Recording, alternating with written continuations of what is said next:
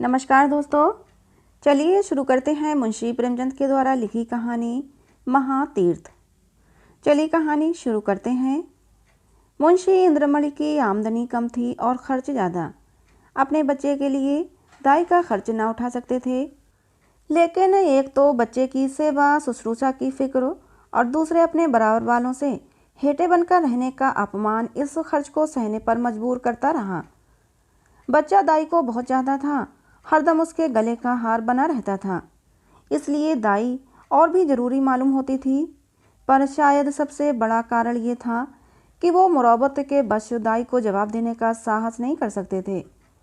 बुढ़िया उनके यहाँ 3 साल से नौकर थी। उसने उनके इकलौते लड़के का लालन पालन किया था। अपना काम बड़ी मुस्तैदी और परिश्रम से करती थी। उसे निकालने का कोई बहाना नहीं था और व्यर्थ खुचड़ निकालना इंद्रमणि जैसे भले आदमी के स्वभाव के विरुद्ध था। पर सुखदा इस संबंध में अपने पति से सहमत न थी। उसे संदेह था कि दाई हमें लूट लेती है। जब दाई बाजार से लौटती तो वो दालान में छिपी रहती कि देखूं आटा कहीं छिपा कर तो नहीं रख लेती, लकड़ी तो नहीं छिपा देती। उसकी लाई हुई चीज़ों को घंटों देखती, पूछताछ करती, बार बार पूछती, इतना ही क्यों, क्या भाव है, क्या इतना महंगा हो गया। दाई कभी तो इन संदेहात्मक प्रश्नों का उत्तर नम्रतापूर्वक देती, किंतु जब कभी बहू जी ज़्यादा तेज हो जाती तो वो भी कड़ी पड़ जाती थी।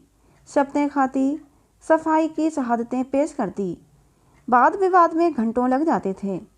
प्रायः नित्य यही दशा रहती थी और प्रतिदिन ये नाटक दाई के अश्रुपात के साथ समाप्त होता था।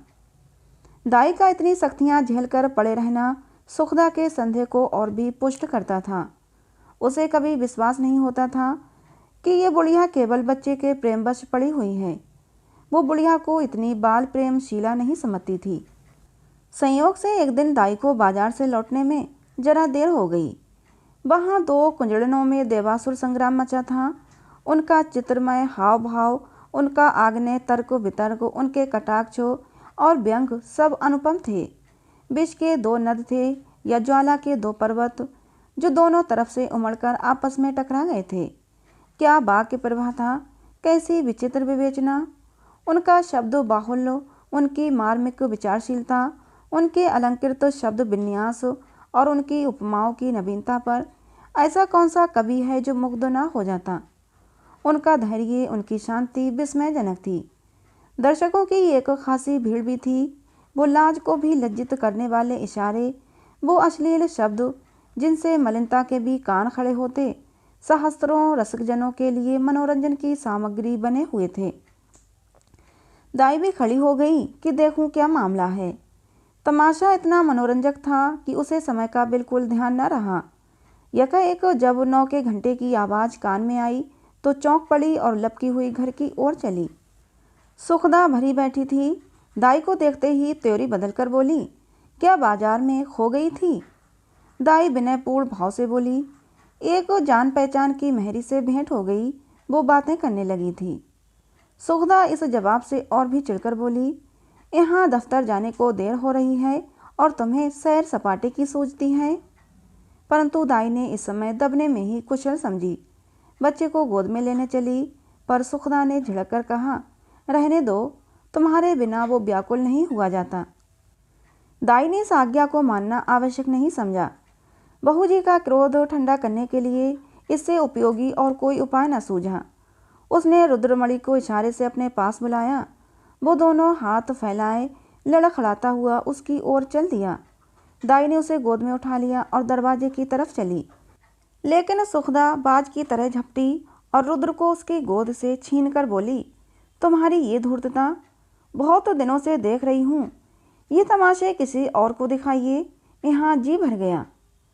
दाई रुद्र पर जान देती थी और समझती थी कि सुखदा इस बात को जानती है। उसकी समझ में सुखदा और उसके बीच ये ऐसा मजबूत संबंध था जिसे साधारण झटके तोड़ न सकते थे। यही कारण था कि सुखदा के कटु वचनों को सुनकर भी उसे ये विश्वास न होता था कि मुझे निकालने पर प्रस्तुत है। सुखदा ने ये बातें कुछ ऐसी कठोरता से कहीं और रुद्र को ऐसी निर्दयता से छीन लेना दाई से सहन न हो सका। बोली, बहू जी, मुझसे कोई ऐसा बड़ा अपराध तो नहीं हुआ, बहुत तो पाव घंटे की देर हुई होगी, इस पर आप इतना बिगड़ रही हैं। तो साफ क्यों नहीं कह देती कि दूसरा दरवाज़ा देखो। नारायण ने पैदा किया है तो खाने को भी देगा, मजदूरी का अकाल थोड़ी ही है। सुखदा ने कहा, तो यहाँ तुम्हारी परवाही कौन करता है? तुम्हारी जैसी लौंडने गली गली ठोकरें खाती फिरती हैं। दाई ने जवाब दिया, हाँ, नारायण आपको कुशल से रखें। लौंडने और दाइयाँ आपको बहुत मिलेंगी। मुझसे जो कुछ अपराध हुआ हो क्षमा कीजिएगा, मैं जाती हूँ। सुखदा, जाकर मर्दाने में अपना हिसाब कर लो। दाई, मेरी तरफ से रुद्र बाबू को मिठाइयाँ मंगवा दीजिएगा। इतने में इंद्रमणि भी बाहर से आ गए। पूछा, क्या है? दाई ने कहा, कुछ नहीं, और बहू ने जवाब दिया, घर जाती है। इंद्रमणि गृहस्थी के जंजाल से इस तरह बचते थे जैसे कोई नंगे पैर वाला मनुष्य कांटों से बचे। उन्हें सारे दिन एक ही जगह खड़े रहना मंजूर था, पर कांटों में पैर रखने की हिम्मत न थी। खिन्न होकर बोले, बात क्या हुई? सुखदा ने कहा, कुछ नहीं, अपनी इच्छा। जी नहीं चाहता नहीं रखते, किसी के हाथों बिक तो नहीं गए। इंद्रमणि ने झुंझलाकर कहा, तुम्हें बैठे बैठे एक ना एक खुचड़ सूझती रहती है। सुखदा ने तिनक कर कहा, हाँ, मुझे तो इसका रोग है, क्या करूं, स्वभाव ही ऐसा है। तुम्हें ये बहुत प्यारी है तो ले जाकर गले में बांध लो, मेरे यहाँ इसकी ज़रूरत नहीं। दाई घर से निकली तो आंखें डबडबाई हुई थीं। हृदय रुद्र के लिए तड़प रहा था। जी चाहता था कि एक बार लपक कर बालक को प्यार कर लूं, पर ये अभिलाषा लिए हुए ही वो घर से बाहर निकल गई। रुद्रमणि दाई के पीछे पीछे दरवाजे तक आया, पर दाई ने जब दरवाज़ा बाहर से बंद कर दिया तो वो मचलकर जमीन पर लेट गया और अन्ना अन्ना कहकर रोने लगा। सुखदा ने चुमकारा, प्यार किया, गोद में लेने की कोशिश की, मिठाइयाँ देने का लालच दिया, मेला दिखाने का वादा भी किया। इससे जब वो काम न चला तो बंदर, सिपाही, लूलू और हवा की धमकी दी, पर रुद्र ने वो रौद्र भाव धारण किया कि किसी तरह चुप न हुआ। यहाँ तक कि सुखदा को क्रोध आ गया, बच्चे को वहीं छोड़ दिया और आकर घर के धंधे में लग गई। रोते रोते रुद्र का मुंह और गाल लाल हो गए, आंखें सूज गईं। निदान वो वहीं जमीन पर सिसकते सिसकते सो गया। सुखदा ने समझा था कि बच्चा थोड़ी देर में रोध होकर चुप हो जाएगा। रुद्र ने जागते ही अन्ना की रट लगा दी। 3 बजे इंद्रमणि दफ्तर से आए और बच्चे की ये दशा देखी तो स्त्री की तरफ कुपित नेत्रों से देखकर उसे गोद में उठा लिया और बहलाने लगे।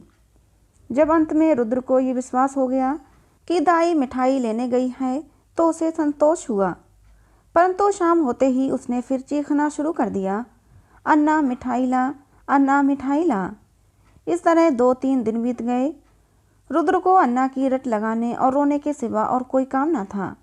वो शांत प्रकृति कुत्ता जो उसकी गोद में एक क्षण के लिए भी न उतरता था, वो मौन व्रतधारी बिल्ली जिसे ताक पर देखकर वो खुशी से फूला न समाता था, वो पंखहीन चिड़िया जिस पर वो जान देता था, सब उसके चित्त से उतर गए। वो उनकी तरफ आंख उठाकर भी न देखता। अन्ना जैसी जीती जागती, प्यार करने वाली, गोद में लेकर घुमाने वाली, थपक थपक कर सुलाने वाली, गा गा कर खुश करने वाली चीज़ का स्थान उन निर्जीव चीज़ों से पूरा न हो सकता था। वो अक्सर सोते सोते चौंक पड़ता, अन्ना अन्ना पुकार कर हाथों से इशारा करता, मानो उसे बुला रहा है। अन्ना की खाली कोठरी में घंटों बैठा रहता। उसे आशा होती कि अन्ना यहाँ आती होगी। इस कोठरी का दरवाज़ा खुलते सुनता तो अन्ना अन्ना कहकर दौड़ता, समझता कि अन्ना आ गई।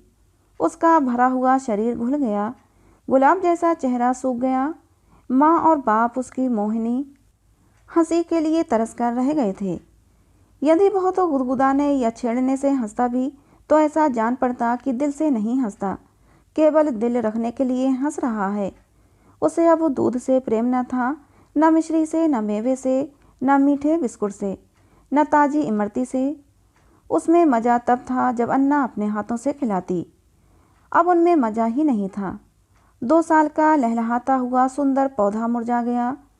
वो बालक जिसे गोद में उठाते ही नरमी, गर्मी और भारीपन का अनुभव होता था, अब सूख कर कांटा हो गया था।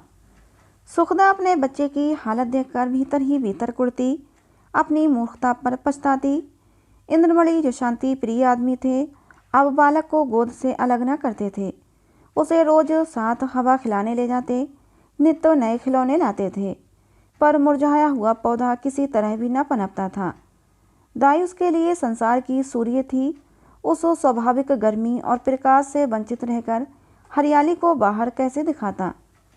दाई के बिना उसे अब चारों ओर सन्नाटा दिखाई देता था। दूसरी अन्ना तीसरे ही दिन रख ली गई थी, पर रुद्र उसकी सूरत देखते ही मुंह छिपा लेता था, मानो वो कोई डायन या चुड़ैल हो। प्रत्यक्ष रूप में दाई को न देखकर रुद्र अब उसकी कल्पना में मगन रहता। वहाँ उसकी अन्ना चलती फिरती दिखाई देती थी। उसकी वो गोद थी, वही स्नेह, वही प्यारी प्यारी बातें, वही प्यारे गाने, वही मज़ेदार मिठाइयाँ, वही सुहावना संसार, वही आनंदमय जीवन। अकेले बैठकर कल्पित अन्ना से बातें करता। अन्ना कुत्ता भूखे, अन्ना गाय दूध देती, अन्ना उजला उजला घोड़ा दौड़े। सवेरा होते ही लोटा लेकर दाई की कोठरी में जाता और कहता, अन्ना पानी। दूध का गिलास लेकर उसकी कोठरी में रखाता और कहता, अन्ना दूध पिला। अपनी चारपाई पर तकिया रखकर चादर से ढक देता और कहता, अन्ना सोती है। सुखदा जब वो खाना खाने बैठती तो कटोरे उठा उठाकर अन्ना की कोठरी में ले जाता और कहता, अन्ना खाना खाएगी। अन्ना अब उसके लिए एक स्वर्ग की वस्तु थी, जिसके लौटने की अब उसे बिल्कुल आशा न थी। रुद्र के स्वभाव में धीरे धीरे बालकों की चपलता और सजीवता की जगह एक निराशाजनक धैर्य, एक आनंद विहीन शिथिलता दिखाई देने लगी थी। इस तरह 3 हफ्ते गुजर गए। बरसात का मौसम था, कभी बेचैन करने वाली गर्मी, कभी हवा के ठंडे झोंके, बुखार और जुकाम का जोर था। रुद्र की दुर्बलता इस ऋतु परिवर्तन को बर्दाश्त न कर सकी। सुखदा उसे फलालैन का कुर्ता पहना रखती थी, उसे पानी के पास नहीं जाने देती, नंगे पैर एक कदम भी नहीं चलने देती। पर सर्दी लग ही गई। रुद्र को खांसी और बुखार हो गया। प्रभात का समय था। रुद्र चारपाई पर आंखें बंद किए पड़ा था। डॉक्टरों का इलाज निष्फल हुआ। सुखदा चारपाई पर बैठी उसकी छाती में तेल की मालिश कर रही थी और इंद्रमणि विषाद की मूर्ति बने हुए करुणापूर्ण आंखों से बच्चे को देख रहे थे। इधर सुखदा से बहुत कम बोलते थे। उन्हें उससे एक तरह की घृणा सी हो गई थी। वो रुद्र की बीमारी का एकमात्र कारण उसी को समझते थे। वो उनकी दृष्टि में बहुत नीच स्वभाव की स्त्री थी। सुखदा ने डरते डरते कहा, आज बड़े हकीम साहब को बुला लेते, शायद उनकी दवा से फ़ायदा हो। इंद्रमणि ने काली घटाओं की ओर देखकर रुखाई से जवाब दिया, बड़े हकीम नहीं, यदि धन्वंतरी भी आवें तो भी उसे कोई फ़ायदा न होगा। सुखदा ने कहा, तो क्या अब किसी की दवा न होगी? इंद्रमणि, बस इसकी एक ही दवा है और अलभ्य है। सुखदा, तुम्हें तो बस वही धुन सवार है, क्या बुढ़िया आकर अमृत पिला देगी? इंद्रमणि, वो तुम्हारे लिए चाहे विष हो, पर लड़के के लिए अमृत ही होगी। सुखदा बोली, मैं नहीं समझती कि ईश्वर इच्छा उसके अधीन है। इंद्रमणि, यदि नहीं समझती हो और अब तक नहीं समझी तो रोगी, बच्चे से हाथ धोना पड़ेगा। सुखदा, चुप भी रहो, क्या अशुभ मुँह से निकालते हो? यदि ऐसी ही जली कटी सुनानी है तो बाहर चले जाओ। इंद्रमणि, तो मैं जाता हूँ, पर याद रखो ये हत्या तुम्हारी ही गर्दन पर होगी। यदि लड़के को तंदुरुस्त तो देखना चाहती हो तो उसी दाई के पास जाओ, उससे विनती और प्रार्थना करो, क्षमा मांगो। तुम्हारे बच्चे की जान उसी की दया के अधीन है। सुखदा ने कुछ उत्तर नहीं दिया। उसकी आंखों से आंसू जारी थे। इंद्रमणि ने पूछा, क्या मर्जी है, जाऊं, उसे बुला लाऊं? सुखदा बोली, तुम क्यों जाओगे, मैं आप ही चली जाऊंगी। इंद्रमणि, नहीं, क्षमा करो, मुझे तुम्हारे ऊपर विश्वास नहीं है। न जाने तुम्हारी जबान से क्या निकल पड़े कि वो आती भी हो तो न आवे। सुखदा ने पति की ओर फिर तिरस्कार की दृष्टि से देखा और बोली, हाँ और क्या, मुझे अपने बच्चे की बीमारी का शौक थोड़ी ही है। मैंने लाज के मारे तुमसे कहा नहीं, पर मेरे हृदय में ये बात बार बार उठी है यदि मुझे दाई के मकान का पता मालूम होता तो मैं कब की उसे मना लाई होती। पर मुझसे कितनी ही नाराज़ हो, पर रुद्र से उसे प्रेम था। मैं आज ही उसके पास जाऊंगी। तुम विनती करने को कहते हो, मैं तो उसके पैरों पड़ने के लिए तैयार हूँ। उसके पैरों को आंसुओं से भिगोंगी और जिस तरह राजी होगी राजी करूँगी। सुखदा ने बहुत ही धैर्य रखकर ये बात कही थी, परंतु उमड़े हुए आंसू न रोक सकी। इंद्रमणि ने स्त्री की ओर सहानुभूतिपूर्वक देखा और लज्जित होकर बोले, मैं तुम्हारा जाना उचित नहीं समझता, मैं खुद ही जाता हूँ। कैलासी संसार में अकेली थी। किसी तरह उसका परिवार गुलाब की तरह फूला हुआ था, परंतु धीरे धीरे उसकी सब पत्तियां गिर गई थीं। अब उसकी सब हरियाली नष्ट भ्रष्ट हो गई थी और अब वही एक सूखी हुई टहनी उस हरे भरे पेड़ की चिन्ह रह गई थी।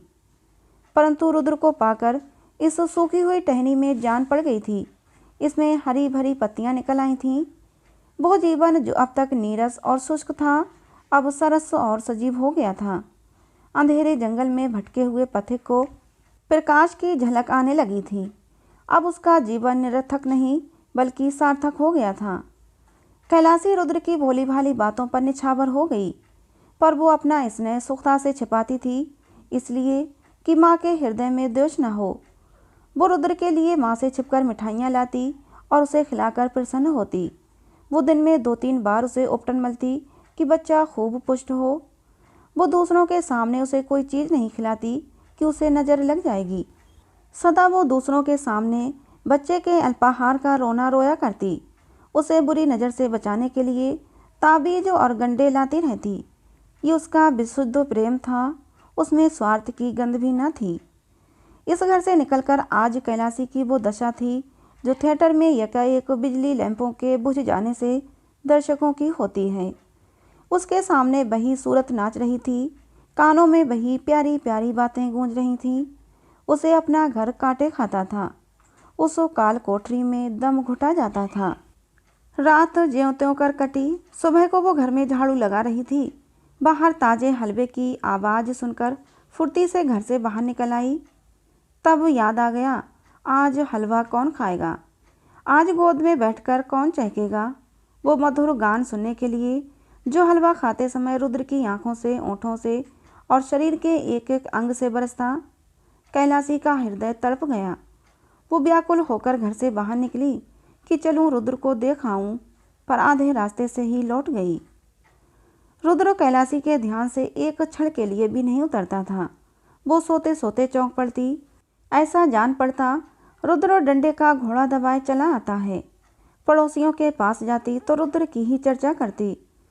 रुद्र उसके दिल और जान में बसा हुआ था। सुखदा के कठोरतापूर्वक कुव्यवहार का उसके हृदय में ध्यान भी नहीं था। वो रोज इरादा करती थी कि आज रुद्र को देखने जाऊंगी। उसके लिए बाजार से मिठाइयाँ और खिलौने भी लाती, घर से चलती पर रास्ते से लौट आती। कभी 2-4 कदम से आगे नहीं बढ़ा जाता। कौन मुँह लेकर जाऊं? जो प्रेम को धूर्तता समझता हो उसे कौन सा मुँह दिखाऊं? कभी सोचती, यदि रुद्र मुझे न पहचाने तो? बच्चों के प्रेम का ठिकाना ही क्या? नई दाई से हिलमिल गया होगा।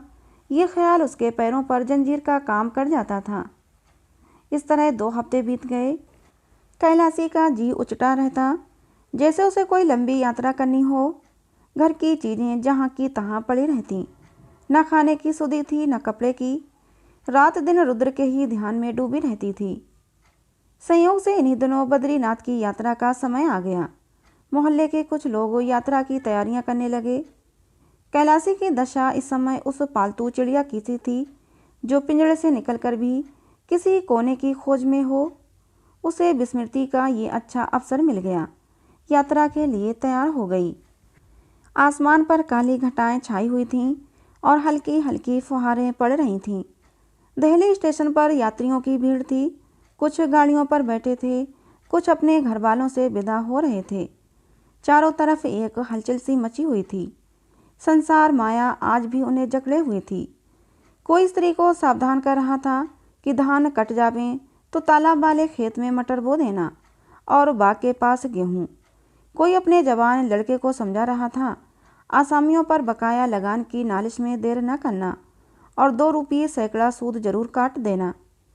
एक बूढ़े व्यापारी महाशय अपने मुनीम से कह रहे थे कि माल आने में देर हो तो खुद चले जाइएगा और चलतू माल लीजिएगा, नहीं तो रुपया फंस जाएगा। पर कोई कोई ऐसे श्रद्धालु मनुष्य भी थे जो धर्म मग्न दिखाई देते थे।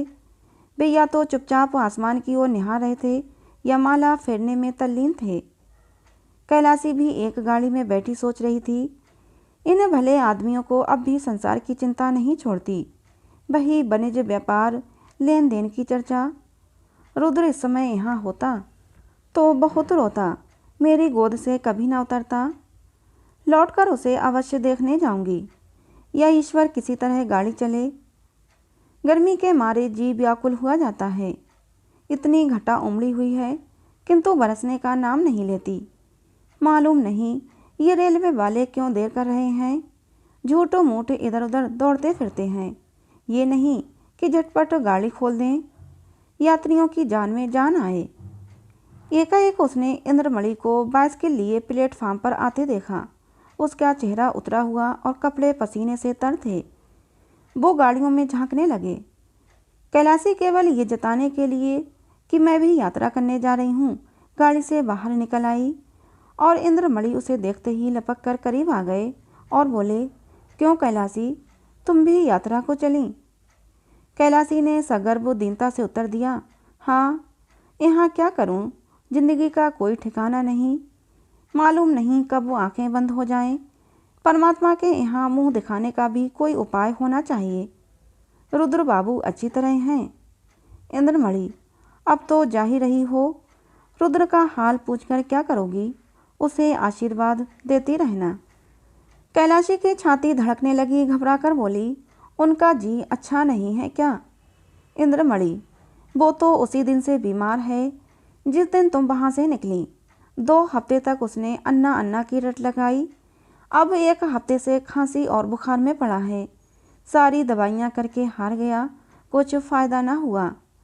मैंने सोचा था कि चलकर तुम्हारी अनुनय विनय करके लेवा लाऊंगा, क्या जाने तुम्हें देखकर उसकी तबीयत संभल जाए।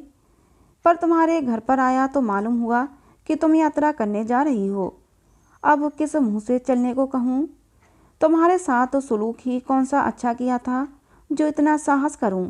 फिर पुण्य कार्य में विघ्न डालने का भी डर है। जाओ, उसका ईश्वर मालिक है। आयु शेष है तो बच ही जाएगा, अन्यथा ईश्वरी गति में किसी का क्या वश। कैलासी की आंखों के सामने अंधेरा छा गया। सामने की चीज़ें तैरती हुई मालूम होने लगीं। हृदय भावी अशुभ की आशंका से दहल गया। हृदय से एकाएक निकल पड़ा, या ईश्वर, मेरे रुद्र का बाल बांका ना हो। प्रेम से गला भराया। विचार किया, मैं कैसी कठोर हृदया हूँ। प्यारा बच्चा रो रो कर हलाकान हो गया और मैं उसे देखने तक न गई। सुगदा का स्वभाव अच्छा नहीं, ना सही, किंतु रुद्र ने मेरा क्या बिगाड़ा था कि मैंने माँ का बदला बेटे से लिया। ईश्वर, मेरा अपराध क्षमा करो। प्यारा रुद्र मेरे लिए हुड़क रहा है। इस ख्याल से कैलासी का कलेजा महसूस उठा और आंखों से आंसू बह निकले। मुझे क्या मालूम था कि उसे मुझसे इतना प्रेम है। नहीं मालूम बच्चे की क्या दशा है। भयातुर होकर बोली, दूध तो पीते हैं ना? इंद्रमणि, तुम दूध पीने को कहती हो? उसने तो 2 दिन से आंखें तक नहीं खोली। कैलासी, या मेरे परमात्मा, अरे कुली, कुली बेटा, आकर मेरा सामान गाड़ी से उतार दे। अब मुझे तीर्थ यात्रा नहीं जाना सूझता। हाँ बेटा, जल्दी कर। बाबूजी, देखो कोई इक्का हो तो ठीक कर लो। इक्का रवाना हुआ। सामने सड़क पर बग्घियाँ खड़ी थीं। घोड़ा धीरे धीरे चल रहा था। कैलासी बार बार झुंझलाती थी और इक्के बान से कहती थी, बेटा जल्दी कर, मैं तुझे कुछ ज़्यादा दे दूंगी। रास्ते में मुसाफिरों की भीड़ देखकर उसे क्रोध आता था। उसका जी चाहता था कि घोड़े के पर लग जाते। लेकिन इंद्रमणि का मकान करीब आ गया तो कैलासी का हृदय उछलने लगा। बार बार हृदय से रुद्र के लिए शुभ आशीर्वाद निकलने लगा। ईश्वर करे सब कुशल मंगल हो। इक्का इंद्रमणि की गली की ओर मुड़ा। अकस्मात तो कैलासी के कान में रोने की ध्वनि पड़ी। कलेजा मुँह को आ गया। सिर में चक्कर आ गया। मालूम हुआ नदी में डूबी जाती हूँ। जी चाहा कि इक्के पर से कूद पड़ूं, पर थोड़ी ही देर में मालूम हुआ कि कोई स्त्री मैके से विदा हो रही है, तो संतोष हुआ। अंत में इंद्रमणि का मकान आ पहुंचा। कैलासी ने डरते डरते दरवाजे की तरफ ताका, जैसे कोई घर से भागा हुआ अनाथ लड़का शाम को भूखा प्यासा घर आए। दरवाजे की ओर सटकी हुई आंखों से देखे कि कोई बैठा तो नहीं है। दरवाजे पर सन्नाटा छाया हुआ था। महाराज बैठा सुरती मल रहा था। कैलासी को जरा ढांढस हुआ। घर में बैठी तो नई दाई पुलटिस पका रही थी। हृदय में बल का संचार हुआ। सुखदा के कमरे में गई तो उसका हृदय गर्मी के मध्याकाल के सदृश कांप रहा था। सुखदा रुद्र को गोद में लिए दरवाजे की ओर एकटक ताक रही थी। शोक और करुणा की मूर्ति बनी हुई थी। कैलासी ने सुखदा से कुछ नहीं पूछा। रुद्र को उसकी गोद से लिया और उसकी तरफ सजल नयनों से देखकर कहा, बेटा रुद्र, आंखें खोलो। रुद्र ने आंखें खोली। क्षण भर दाई को चुपचाप देखता रहा। तब एकाएक दाई के गले से लिपटकर बोला, अन्ना आई, अन्ना आई। रुद्र का पीला मुरझाया हुआ चेहरा खिल उठा, जैसे बुझते हुए दीपक में तेल पड़ गया हो। ऐसा मालूम हुआ मानो वो कुछ बढ़ गया है। एक हफ्ता बीत गया। प्रातःकाल का समय था। रुद्र आंगन में खेल रहा था। इंद्रमणि ने बाहर से आकर उसे गोद में उठा लिया और प्यार से बोले, तुम्हारी अन्ना को मारकर भगा दें। रुद्र ने मुंह बनाकर कहा, नहीं, रोएगी। कैलासी बोली, क्यों बेटा, तुमने तो मुझे बद्रीनाथ नहीं जाने दिया। मेरी यात्रा का पुण्य फल कौन देगा। इंद्रमणि ने मुस्कुराकर कहा, तुम्हें उससे कहीं अधिक पुण्य हो गया। ये तीर्थ महातीर्थ है। तो दोस्तों, ये कहानी थी मुंशी प्रेमचंद के द्वारा लिखी कहानी, जिसका नाम था महातीर्थ। कहानी आपको कैसी लगी ज़रूर बताना। अच्छी लगी हो तो प्लीज़ इसे एक लाइक और चैनल को सब्सक्राइब जरूर कर लेना। मिलते हैं अगली किसी नई कहानी में।